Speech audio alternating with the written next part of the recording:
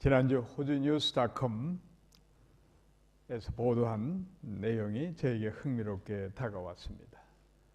호주 청년들이 경제적으로 박살났다. 영어 타이틀 Getting Smashed. 흥미로운 기사였습니다. 멜번에 사는 29살 잭이라는 청년은 대학에서 경제학 학사를 취득하고 연봉 6만 달러의 직장을 나가게 되었습니다. 세금 떼고 주급으로 손에 들어오는 돈이 한 750달러 되는데 집세 내고 식료품 이런 거 사고 나면 남는 게 하나도 없어서 이 청년은 이렇게 살려고 내가 대학까지 공부를 했나 스스로 자괴감에 빠졌습니다. 자신의 처지를 비관하고 있는 것을 본 이제 삼촌이 그러지 말고 나랑 같이 트레이디 건축 일을 하면 일주일에 2,000달러 버니까 나랑 일하지 않을래 이렇게 권면을 해주고 이 삼촌이 작업복하고 또 작업 운동화를 사서 이렇게 주고 그리고 삼촌 따라서 이 잭이란 청년은 이제 트레이디 일을 건축 일을 시작을 했습니다. 그래 일을 하다 보니 평소 벌었던 주급의 2배 2,500달러를 벌었습니다. 계산해 보니까 연봉 12만 불이 넘는 거예요.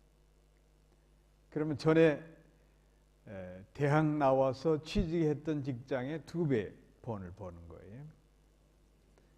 그런데 이 청년이 2,500불이 들어와도 영신통치가 않은 거예요. 전에는 엄두도 못 냈는데 집도 사야 되고 이것저것 장만도 해야 되고 하다 보니 2,500불 가지도 부족한 거예요. 그러면서 또 사람들한테 이렇게 넋두리를 합니다. 내가 호주 상위 10% 안에 드는 연봉 14만 불을 벌었는데 내 집 마련하기도 힘들다. 이런 사회 구조가 잘못됐다.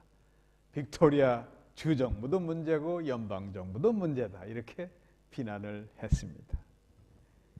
자, 여러분 이 청년을 보면서 여러분 어떤 생각이 듭니까? 저는 이 청년이 감사하는 마음이 없다고 생각합니다. 우리가 호주를 럭키 컨트리라고 부릅니다. 여러 가지 의미가 포함되어 있지만 이 럭키 컨트리에 사는 우리는 사회보장제도 세계에서 1위입니다.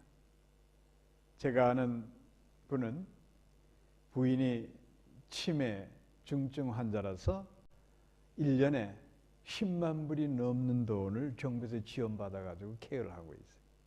근데 그분은 내가 볼 때 별로 세금 낸 적도 없는 분 같은데 그러면서 우리 교회도 다녔던 분이 교회 비판하고 또 호주 사회, 한인 사회를 비판하는 거예요.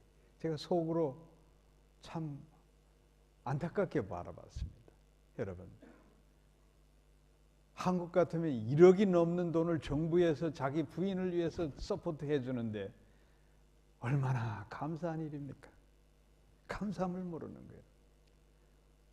호주에 우리가 이렇게 잘 살고 있는 것은 호주 사람들은 조상 떡을 본다고 얘기를 합니다.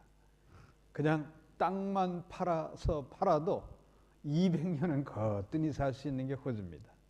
제가 일전에 호주 그 경제 상황에 대해서 이렇게 리서치하다가 흥미로운 점을 발견했습니다. 이제 기술 과학 문명이 우리가 최첨단 과학 문명으로 발전해 가고 있는데 그러자면 광물, 기술 혁명을 일으키는 이 시대에 절대적인 자원이 필요합니다. 그 자원을 보면 통계적으로 보면 호주가 엄청나게 많아요. 여러분. 요즘 금값이 천정부수기로 뛰어오르는데 세계 금 매장 1위가 오스트레일리아, 은도 세계 매장량 최고 1위. 우리가 금은동 그러잖아요. 구리, 쿠퍼는 2위에 세계에서요. 이만큼 호주가 부유한 나라예요. 그리고 그 외에도 1위가 많아요. 철광석, 니켈, 아연, 납 세계 1위고 탱스텐, 또 우리 스마트폰에 필요하게 사용되는 리튬 이것도 2위고 뭐 주성, 망간 이런 건 3, 4위. 하여튼 호주에 이 시대에 필요한 원자재 가득 차 있는 나라예요. 그래서 우리가 뭐 세금을 많이 걷어들여서 이렇게 복지 정책을 잘 펼치고 있지만 엄밀히 말하면 호주의 풍부한 자원 팔아서 호주 사람들이 이렇게 유복하게 사는 거예요. 얼마나 감사합니까? 저는 미국 갔다 와서 늘 호주를 비교하면서 그 생각이 들어요. 여러분. 미국에 가면은 빈부격차가 너무 심해요. 여러분. 가난한 사람, 물론 한국도 마찬가지지만, 그런데 호주라는 사회가 얼마나 좋은 사회입니까? 저는 길거리에 거지가 없고 치안이 잘 돼 있고 여러분 가진 게 없고 먹을 게 궁하면 범죄가 일어나게 돼 있어요. 여러분. 얼마나 이 사회가 복된 사회인지 우리는 다시 한번 생각해야 됩니다. 사랑하는 성도 여러분, 여러분들은 호주에 사는 것 자체만으로도 하나님 앞에 감사하시기를 바랍니다. 멜버른에 살던 그 29세 청년 잭이든 또 시드니에 살면서 불만을 털어놓는 한국인이든 제가 볼 땐 생각이 중요해요. 생각에 따라서 행복할 수도 불행할 수 있다고 저는 생각합니다. 사람은 평소 생각하는 습관에 따라서 말하고 행동하게 돼 있어요. 그 평소에 그 생각 중심에 무엇이 있느냐 따라서 인생이 행복할 수도 있고 불행해질 수 있다고 저는 생각합니다. 저는 그 생각 중심에 감사가 있으면 된다고 봅니다. 생각의 중심에 늘 모든 면에 사도 바울이 데살로니가 성도들에게 한 말씀이지만 우리 모두에게 필요한 범사에 감사하라. 범사에 감사하면 행복하게 살 수가 있는 겁니다. 사회에 성공하고 뭐 이것저것 가진 것도 많고 뭐 한다 하더라도 그 사람 마음 중심에 늘 불평 불만이 있으면 그 사람은 불행한 인생을 살고 있는 거예요. 사람이 생각하는 게 하루하루 지나면서 몸에 배이게 돼 있어요. 그래서 이거를 우리 사회 심리학에서는 영어로 framing personality라고 부릅니다. 그러니까 인격 형성이 된다는 거예요. 그러니까 감사가 중심에 있으면 고상한 인격으로 성숙되지만 늘 불평불만이 가득한 사람은 뭐 돈을 모으고 명예를 얻어도 그 사람은 사람들이 혐오의 대상이 될 수 있는 그런 어글리한 그런 사람으로 바뀔 수가 있는 겁니다.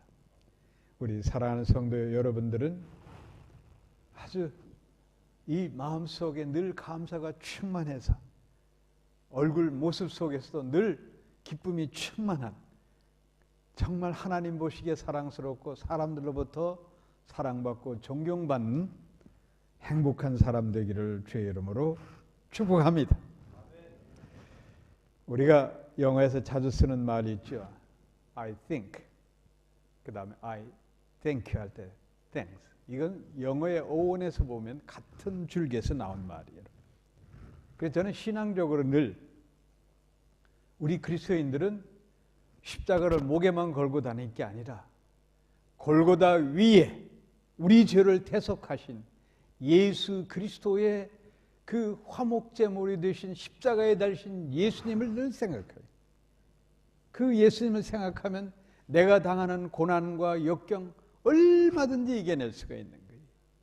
나같이 허물 많고 죄 많고 아주 추한 인간을 주님께서 그 피 흘려서 그 죄를 씻겨주시고 하나님 자녀로 삼으셨다는 그 사실 하나만으로도 늘 주님의 십자가만 바라보면 감격하고 우리가 찬송만 늘 울어도 십자가 늘 울어도 그냥 감사가 넘치는 그런 삶이 그리스도인의 삶이 되어야 되는 겁니다. 예수 믿는 사람이 감사를 모르면 문제가 커집니다. 그리스도인에게 있어서 감사가 사라지면 어떻게 되느냐? 정신적, 심리적, 인격 장애가 생기는 거예요. 세상 사람들은 라이프 스타일이 그렇다 치더라도 우리 그리스도인들이 성령의 인도하심을 받는 우리 그리스도인들이 마음속에 감사가 없고 분노와 불평과 온갖 욕심이 가득 차서 그냥 모든 게 짜증스러워하면은 여러분 마귀의 덫에 걸리게 돼 있어요. 인격 장애가 오게 돼 있어요. 제가 이렇게 보면 교회 안에서 좀 저 양반은 좀 성화가 돼야 되겠다 하고 하는 분들 이래 보면은 공통적으로 딱 두 가지가 있어요. 그럼 인격 장애가 있는 분들 두 가지. 첫째, 미안해할 줄 몰라. 둘째는 감사할 줄 모르는 거예요. 그러니 사람관계, 대인관계가 제대로 되겠습니까? 하는 일도 늘 만족함이 없고 불만으로 가득 차니까 하는 일 자체가 힘들고 기쁨이 없는 거예요. 그러니 행복한 신앙생활을 할 수가 없습니다. 사랑하는 성도 여러분, 사람이 짐승과 다른 게 뭡니까? 감사할 때 감사할 줄 알고 미안할 때 미안할 줄 아는 게 그게 사람 아니겠어요? 그러니까 사람만도 못한 인격 장애 이 시대에 넘쳐납니다. 사랑하는 성도 여러분, 우리는 분명히 알아야 됩니다. 우리 믿음 생활에서 그리스도인들이 감사가 사라지면은 영혼육이 병들게 되는 거예요. 감사가 충만하면 육신의 질구까지 치유할 수 있는 하나님의 은혜를 체험하게 될 것입니다. 우리는 분명히 알아야 됩니다. 감사와 믿음은 순환적 관계로 기차의 레일처럼 함께 가는 거예요. 믿음이 충만하면 감사도 충만하게 되어 있는 거예요. 믿음은 감사의 마음을 소유케 하고 인도하는 인생의 길잡이가 된다는 것을 우리는 잊지 말아야 됩니다. 믿음은 눈에 보이지 않는 실상이라고 히브리서 기자가 분명히 얘기합니다. 믿음은 정말 그 말 자체가 추상적이에요, 여러분. 보이지 않는 거예요. 그러나 그 믿음 충만한 사람은 겉으로 드러나는 게 있어요. 그게 뭐냐? 감사가 충만합니다. 감사가 삶 속에서 철철철철 넘쳐 흐르는 겁니다. 믿음 충만하고 주여 믿습니다 하는 사람들이 그냥 모든 게 불만이고 입에 항상 부정적인 말을 담고 모든 게 짜증스러워하면은 그 사람은 믿음에 문제가 있는 거예요. 사랑하는 성도 여러분, 감사가 사라진 심령 속에는 여러분 영적인 질병이 찾아온다는 것을 우리는 늘 기억해야 됩니다. 그렇기 때문에 우리가 믿음의 성숙을 위해서는 그게 삶으로 감사로 드러나야 되는 거예요. 행함의 신앙이 다른 거 아니에요, 여러분. 사도 야고보가 행함이 없는 믿음은 죽은 믿음이라고 했는데 그 죽은 믿음이 우리 육안으로 사람의 눈으로 보여지는 게 뭐냐? 그 사람이 감사가 충만하면 살아있는 믿음이 되는 거예요. 그런데 그냥 모든 게 불만이고 비평적이고 부정적이고 그러면 그 사람 뭐냐?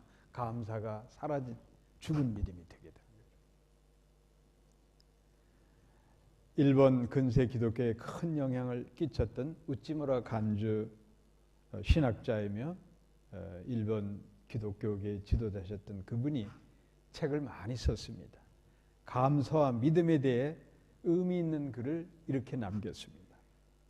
만일 하나님께서 인간을 저주하신다면 그것은 질병이나 실패나 배신이나 죽음으로 저주하는 것이 아니라 불신앙에서 생겨나는 감사하는 마음이 생기지 않도록 메마른 마음으로 저주할 것이다.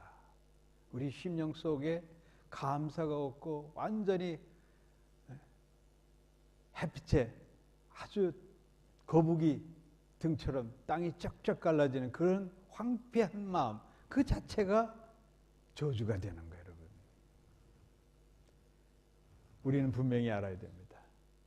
종은 때리면, 쳤을 때 소리가 쫙 울려 펴져야 종이 되는 거예요. 그런데 종을 울렸는데 소리가 안 나면 쇠붙이에 불과한 거예요. 만약 우리 삶, 그리스도인의 삶이 바로 그런 모습이라고 생각하면 됩니다. 하나님의 은혜를 우리가 엄청 많이 받았는데 그 은혜에 감격해서 감사가 삶 속에 드러나지 않는다고 하면은 그거는 울리지 않는 종과 같은 거예요. 그리스도인으로서 상실되는 거예요. 축복에는 항상 감사가 따른다는 사실을 여러분 꼭 명심하시기를 축복합니다. 감사가 없는 축복은 축복이 아니에요, 여러분. 아무리 많이 받고 아무리 높은 명예를 얻는다 하더라도 감사가 없는 건 그건 축복이 될 수가 없는 거예요. 그리고 세상 사람들을 보면 미신 믿는 사람들 특징이 뭐냐면 단순히 그냥 복만 주세요, 복만 주세요, 복만 비는 거예요. 그러나 우리 그리스도인들은 복만 바라서는 안 되는 거예요. 하나님 내게 주신 은혜에 대해서 감사 기도를 올려야 되는 거예요. 내게 주신 은혜가 넘쳐납니다. 감사합니다. 감사의 죄를 하나님께 드리는 예배로 기도로 많이들에게 감사의 제사를 많이 드리는 사람이 그 사람이 진정 복받는 사람이고 또 감사의 예배를 많이 드린 하나님 백성은 복 주시고 또 복 주시고 또 복 주시게 되어 있는 거예요. 복받는 여러분 되시기를 주의 이름으로 축복합니다. 사람은 연약하기 때문에 현재에 매여 살게 되어 있어요. 현재에 좋은 일이 많이 생기면 행복합니다. 그런데 현재 상황이 좋지 않고 공경에 처하면 엄청난 불행함을 느낍니다. 여러분, 현재의 상황이 불리하고 공경에 처했을 때에 그 사람 믿음이 드러나요. 믿음 없는 사람은 과거에 받은 하나님의 은혜, 내게 언제 하나님 은혜 주셨나고 잊어버리고 다가올 여호와 일에 하나님 예비한 축복에 대한 비전도 없어요. 내가 이런 연단을 거치면 우리 하나님께서 정금같이 단련시켜서 더 많은 은혜와 축복을 주신다는 그런 믿음 자체를 소망을 버려버리는 거죠. 자, 우리 그리스도인들, 신실한 그리스도인들은 공경에 처했을 때에 더욱더 감사함으로 하나님께 나아가야 되는 거예요. 오늘 공경에 처했을 때 모든 게 절망적이었을 때 그랬을 때에 감사함으로 나가서 자기 자신을 회복하고 뒤에 내 가까이 있는 가정, 내 민족까지 구원한 그런 인물이 누구냐? 바로 다윗입니다. 오늘 시편을 쓴 이 다윗. 시편 30편은 특별히 다윗이 고난 가운데 체험한 하나님, 그 하나님을 감사함으로 자기의 모든 걸 회복시키고 나라까지 새롭게 세우는 그런 역사를 일으키는 그런 내용이 담겨진 시편입니다.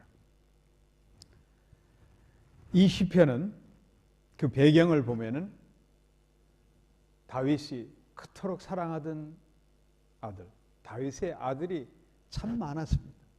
그 중에서도 압살론을 가장 아꼈어요. 이스라엘 백성들도 좋아했어요. 인물도 좋고 그 다음에 모든 면에 뛰어났어요. 그런데 그 압살론을 따르던 무리, 다윗에게 정치적으로 반감을 가졌던 무리들이 압살론과 협작해서 쿠데타를 일으키는 거예요. 다윗이 그냥 자기 군사들을 이끌고 그 쿠데타 세력을 목을 치면 뭐 충분히 이길 수도 있었겠지만 다윗은 어찌 자기 아들, 내 피를 받은 자기 아들의 반역에 똑같이 대적하기 뭐해서 그냥 맨발로 눈물을 흘리면서 예루살렘 왕궁이 있으면 깊은 골짜기에 있고 이쪽이 올리브 우리 감난산이 있어요. 그 기드론 골짜기를 눈물로 흘리면서 내려가는, 그게 성경에 기록이 되어 있어요. 얼마나 마음이 참담했겠어요. 그래 가운데서 이 압살론이 다윗의 군사들에 의해서 쫓기고 쫓기다가 그 대표적인 다윗을 충직히 섬기던 요압 군대가 이 압살론을 이제 체포하려고 가다가 이 압살론이 그 머리털이 얼마나 아름다운, 그게 자랑이 되는지 모르지만 그만 갈멜산 상수리 숲에 가다가 나무가지에 턱 걸려버려 대롱대롱 매달린 거예요. 요압의 부하들이 그 압살론의 심장에 3개의 창으로 찔러서 죽이는 거예요. 이 소식을 접한 다윗은 망연자실한 거예요. 그리고 통곡하는 거예요. 사무엘하 18장 33절에 보면 다윗이 원수 같은 아들이지만 그 아들이 죽었다는 말에 그 소식을 접하고 이렇게 통곡합니다. 왕의 마음이 심히 아파 물 위에 올라가서 우니라. 이렇게 하고 그 다음에 보면은 저가 올라갈 때 말하기를 내 아들 압살롬아, 내 아들 압살롬아, 내가 너를 대신하여 죽었다면 압살롬, 내 아들 압살롬아 하되었더라. 이 성경 기록이 얼마나 리얼합니까? 그냥 내 아들 압살롬, 내 아들 압살롬, 그냥 다윗이 정신을 못 차리도록 고통스러워하는 거예요. 이 큰 충격적 사건을 겪은 후에 다윗이 쓴 시편이 오늘 본문 시편 30편입니다. 이 30편 말씀 속에는 회복이 있는 겁니다. 압살롬 반역을 물리치고 그리고 정치적 소용돌이에서 안정을 시켰지만은 그런 과정에 어느 구약학자는 다윗이 큰 중병을 앓게 됐다는 거죠. 몸이 피폐해져, 영혼력이 완전히 너무 고통스러워가지고 죽음의 문턱까지 갔던 거예요. 그래서 그런 내용이 오늘 본문에 나옵니다. 보면은 1절에 보면 내 대적의 원수로부터 나를 끌어내셨다. 내가 죽게 부르짖을 때 나를 고치셨다. 그러니까 중병에 걸려 고치셨다. 하나님께서 나를 살리셔. 3절에 보면 무덤으로 내려가지 않게 하셨다. 오늘 본문에 보면은 음부, 지옥, 수월이라는 단어가 나오고 무덤이라는 보르라는 단어가 나와요. 보르나 수월이나 히브리어에서는 같은 동일한 의미의 동일어요. 그러니까 저 지옥 밑바닥까지 내려갔다가 하나님이 나를 끄집어내서 다시 살게 하셨다. 이 고통스러운 고백.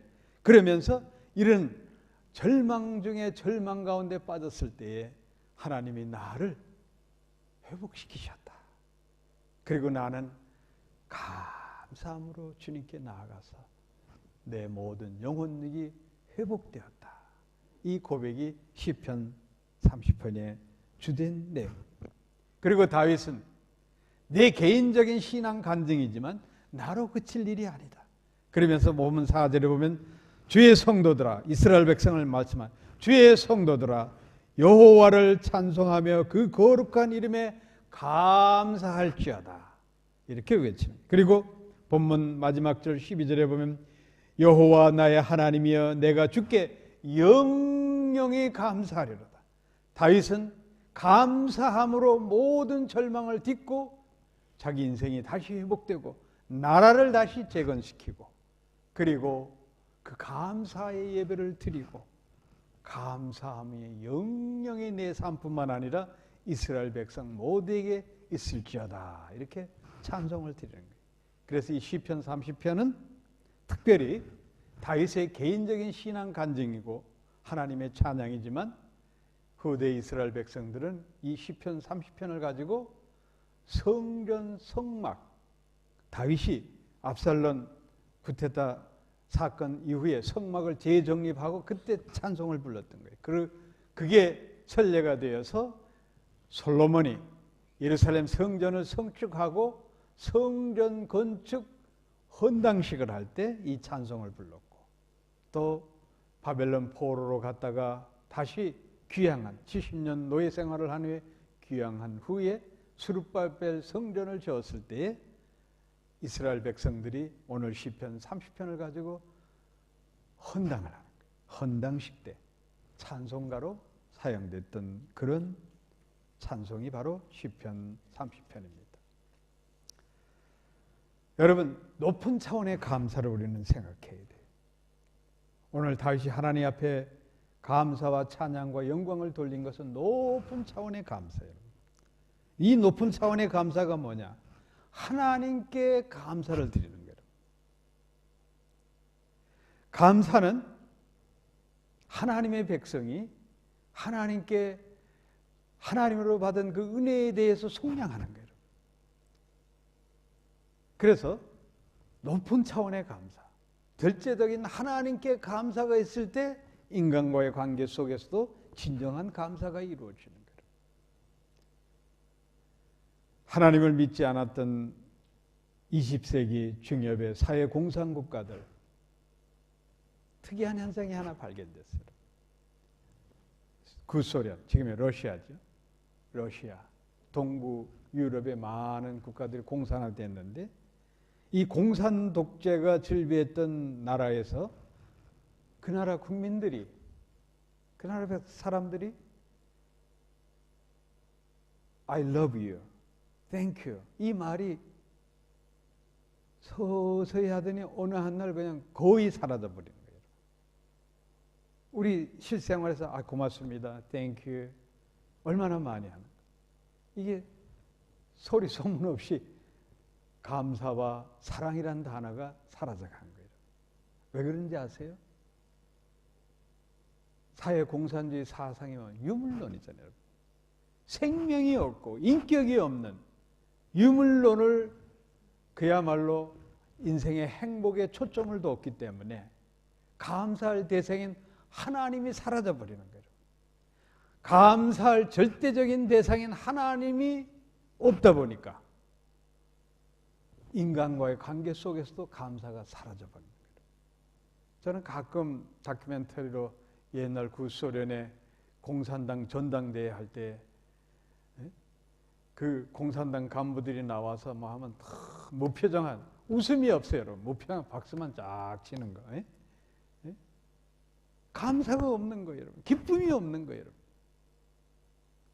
거기에 비해서 우리 하나님을 믿고 매주 하나님께 영광의 예배를 드리는 기독교 국가의 사람들의 주요 사용되는 언어가 뭡니까? Thank you.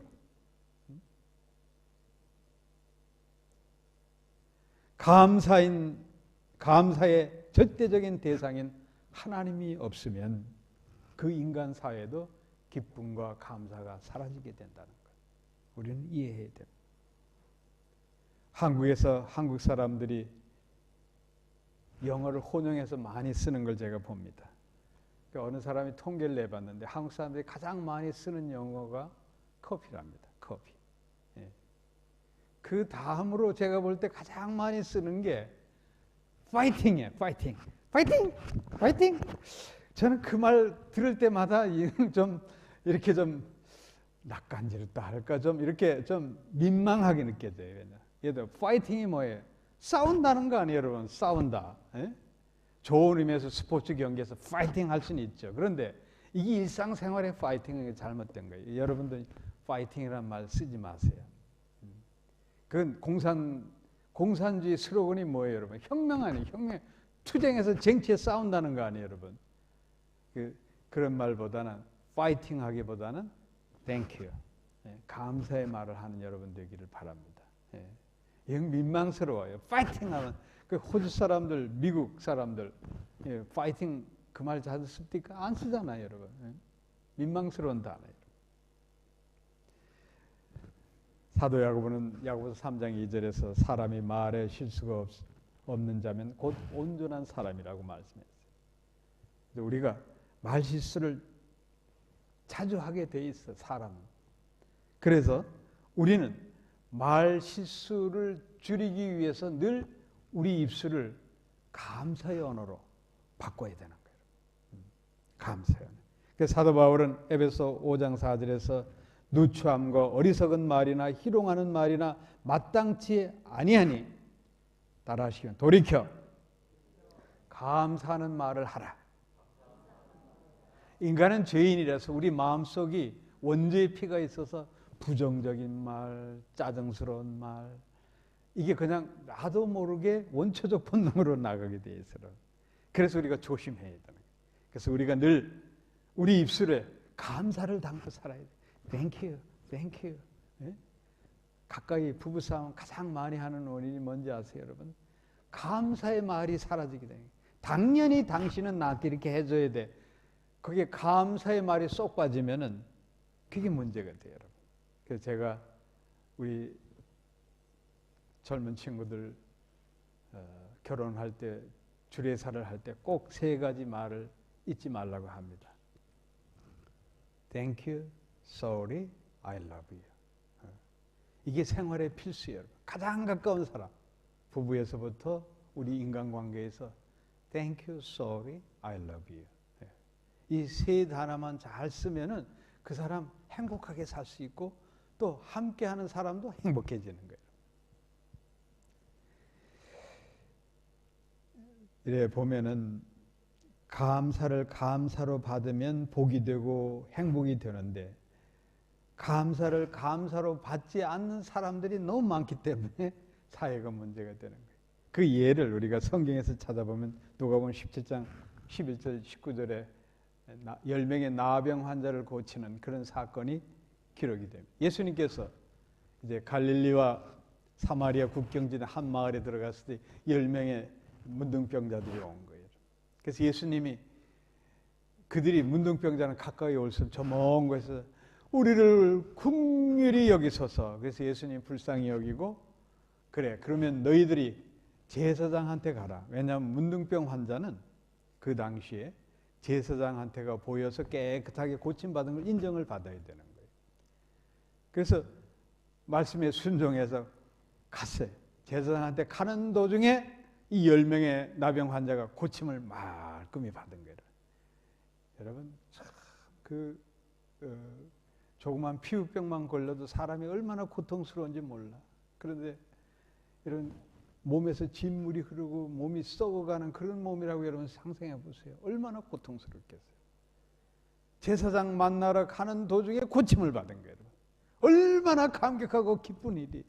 그런데 그 10명 중에 딱 한 명, 사마리아, 이방인이라고 유대인들이 비난하는 그 사마리아 문둥병자만 예수님께 와서 엎드려 절하면서 주님 감사합니다 하고 인사를 드렸어요. 그 잘난 유대인 9명의 나병 환자는 고치고 아주 자기 잘난 멋에 돌아오지도 않았어요. 그렇게 보면은 우리가 사랑 인간관계에서 감사에 대해서 응답하는 게 사례란 말이에요. 네? 그게 사례하는 사람은 감사에 리스폰스하는 감사에 응답하는 사람은 10명 중에 1명이에요. 그러니까 여러분들 너무 기대하지 마셔야 돼. 예. 저 사람 배은망덕하게 저러면 안 되는데 그렇게 생각하지 마세요. 10명 중에 1명 감사하면 감사하는 거다. 11조로 딱 보면 돼요. 예. 그래 보면은 제가 주위에서 보면은 그런 분들이 있어요. 그 사람만 생각하면은 그냥 괜히 미운 거예요. 그게 왜 그러냐? 내가 너한테 이렇게 해줬는데 나한테 그렇게 섭섭할 수가 있느냐? 감사할 줄 모른다. 그래 생각하면 끝이 없어요, 여러분. 예? 그러니까 미움의 대상이 되는 거예요. 그리고 10번 잘해주다가 한 번 딱 섭섭하게 해주면 그 10번 잘해준 거는 다 잊어먹고 그 한 번 잘못해준 거 그거 가지고 그냥 가슴에 못내 한이 져가지고 그 인간 참 섭섭하다고. 그러다 보니까 어떻게 되냐? 감사가 사라지는 거예요. 감사는 뭐냐? 오늘 예수님께서 나 환자를 고쳐주신 것처럼 그저 10명 가운데 1명 정도 살해하면 그걸로 감사하면은 그러면 인간관계도 회복이 돼요, 여러분. 예. 감사함으로 나아가면 되는 거예요, 여러분. 감사함으로 주님 앞에 나가듯이 감사함으로, 인간관계로 감사함으로 나가면 뭐 원수지고 틀어지고 섭섭할 일이 없어요, 여러분. 모든 걸 감사함으로 나가야 돼요. 감사함으로 주님 앞에 나가듯이 우리 인간관계에서도 감사하러 나가면 모든 게 협력하여 선을 이뤄서 인간관계도 회복이 되는 겁니다. 환갑이 지난 어느 사업가가 한 200여 명 종업원을 데리고 공장을 운영했는데, 이분은 그 믿음이 있어 그런지 몰라도 추수 감사절 때 꼭 종업원들 가정마다 칠면조 고기를 선물로 이렇게 보낸 거예요. 그게 쉬운 일이 아니죠. 그런데 20년 동안 이렇게 선물을 했는데 딱 4명만 감사를 하더라는 거예요. 두 사람은 사장님 감사합니다 하고 카드로 감사를 표현했고, 또 두 사람은 이렇게 길 가다가 마주쳤을 때 아이고 지난번에 칠면조 고기 잘 먹었으니 이렇게 20년 동안 이렇게 칠면조 감사절에 선물을 했는데 딱 4명만 했으니 이 양반이 얼마나 마음이 섭했겠어요. 그래서 내가 이걸 계속 해야 되냐, 그래서 구한들 마음이 생기는 거예요. 자, 여러분, 우리가 사회생활을 하다 보면은, 또 우리 주위 사람들도 보면은, 뭐 사장이니까 밑에 사람들한테 당연히 보너스도 선물로 준다고 생각하는, 그런 감사가 있을 수가 없는 거예요. 저 사람은 좀 잘 먹고 잘 사니까 나한테 밥 한 그릇에도 뭐 잘 대접하니까 그냥 그래서 그냥 생색내고 밥 사는가 보다 하면 그 감사가 없는 거예요, 여러분. 이걸 우리가 신앙적으로 율법적 관계가 되는 거예요. 이건 감사가 아니에요. 우리가 율법 신앙에 대해서 말들을 많이 하잖아요. 우리의 신앙생활 속에서 이렇게 율법적인 관계에서, 율법적인 인간관계 속에서는 감사가 있을 수가 없는 거예요. 우리 그리스도인들은 모든 면에 감사가 바탕이 되어야 됩니다. 그리고 감사라는 걸 너무 어렵고 복잡하게 생각할 거 없습니다.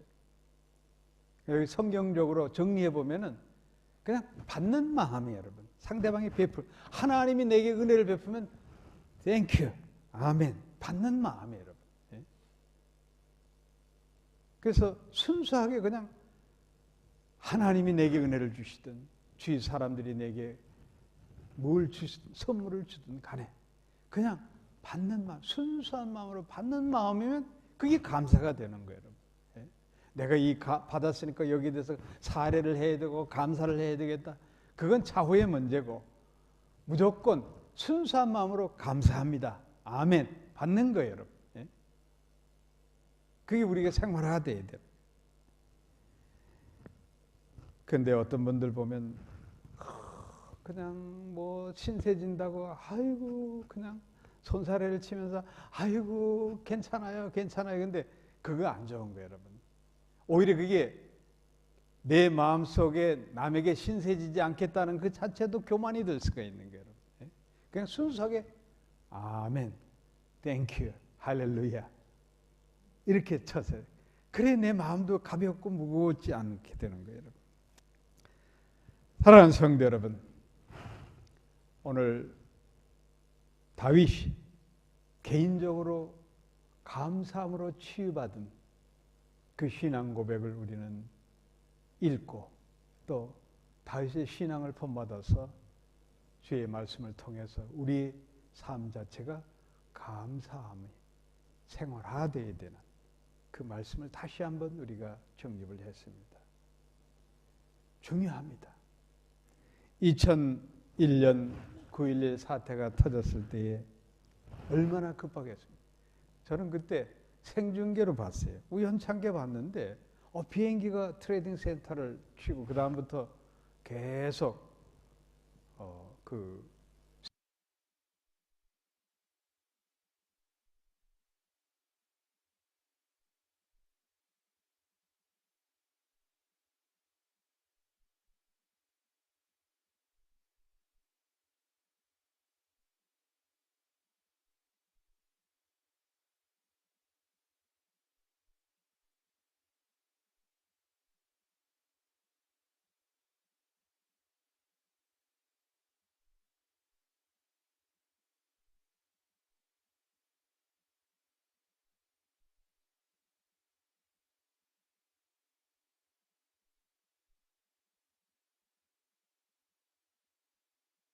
생의 마지막 순간에 여러분 남는 거가 이 세 가지밖에 없는 거예요. 여러분.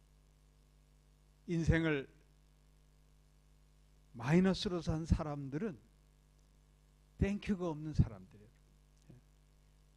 그러나 인생을 플러스로 산 사람들은 범사에 감사, 땡큐, 땡큐, 땡큐로 산 사람들. 사랑하는 성도 여러분, 지금 내게 얽히고 설킨 문제가 많이 있다고 하면은 이 문제를 감사함으로 하나님께 아뢰고 감사함으로 주위 사람과 인간관계를 푸십시오. 그리하면 내 자신이 회복이 되고 나와 함께하는 사람들이 회복이 되고 하나님의 축복이 함께할 것입니다. 기도하겠습니다.